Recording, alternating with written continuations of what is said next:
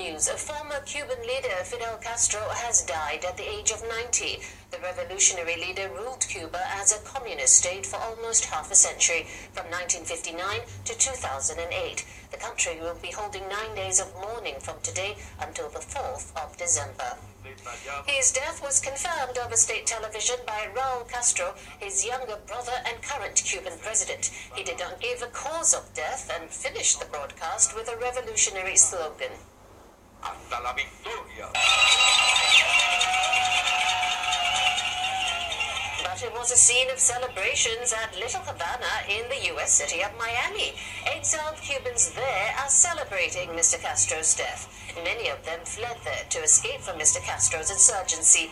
They claim he killed innocent people and divided families after he led his rebel army to victory in Cuba.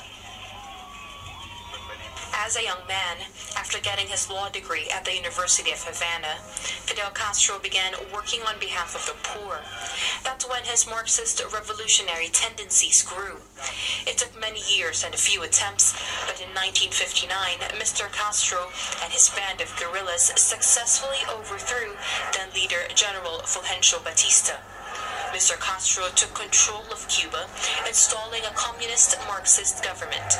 His government seized private land and nationalized hundreds of private companies, including those owned by the U.S.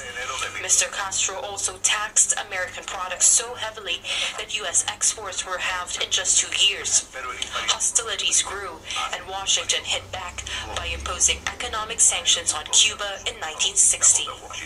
Relations hit an all-time low a year later when U.S. President John F. Kennedy ordered the Bay of Pigs invasion, one of several attempts to remove Mr. Castro from power. No me importa la forma en que muera, pero con seguridad que si nos invaden, moriré combatiendo. The Cuban leader claimed to have survived over 600 attempts on his life.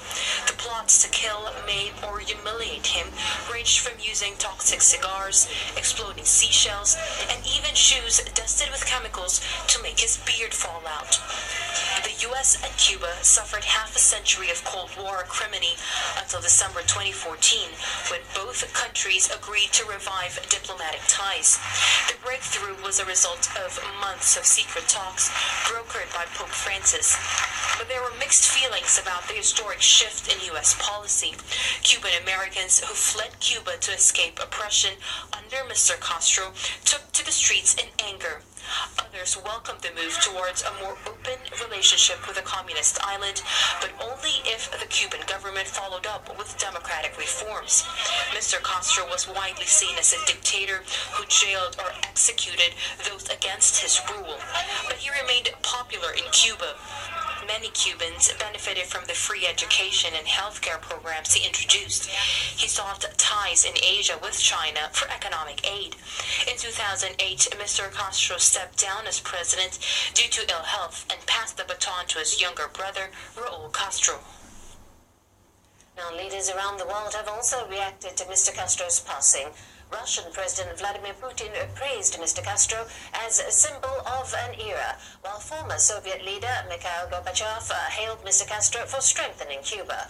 Cuba's main ally in the region, Venezuela, also expressed its condolences. President Nicolas Maduro said it is now up to Venezuelans to carry on Mr. Castro's legacy and beliefs. Closer to home, Indian Prime Minister Narendra Modi tweeted that Mr. Castro was one of the most iconic personalities of the 20th century and said that India mourns the loss of a great friend. Elsewhere in Asia, reactions have been pouring in as well. In China, locals reacted to the news of Mr. Castro's death. China enjoys strong ties with Cuba and is Havana's second largest trading partner after Venezuela. The two countries have also signed agreements to collaborate in sectors like agriculture and health. 我觉得挺可惜的，这人让我觉得他一直是一个什么道士吧什么，这人挺好的。人到老了该死的时候就死呗，那你怎么办？你说你还谁能把他挽救啊？再说这也是个独裁，应该去世了，可能对老百姓有点好处。应该属于社会主义大家庭的一人吧。然后现在可能就是他的离世，可能对这整个古巴的政界有一个比较大的一个影响。Over in Indonesia, locals have expressed sorrow. Indonesia and Cuba have shared warm diplomatic ties for over 50 years. Saya sangat belasungkawa kepada rakyat Kuba atas meninggalnya pemimpin mereka. Dan menurut saya itu Fidel Castro adalah suatu pemimpin yang sangat tegas dan berwibawa. Ini sosok yang paling penting di dunia. Pasti ini suatu kehilangan bukan dari masyarakat Kuba sendiri, tapi seluruh dunia pasti ikut berduka.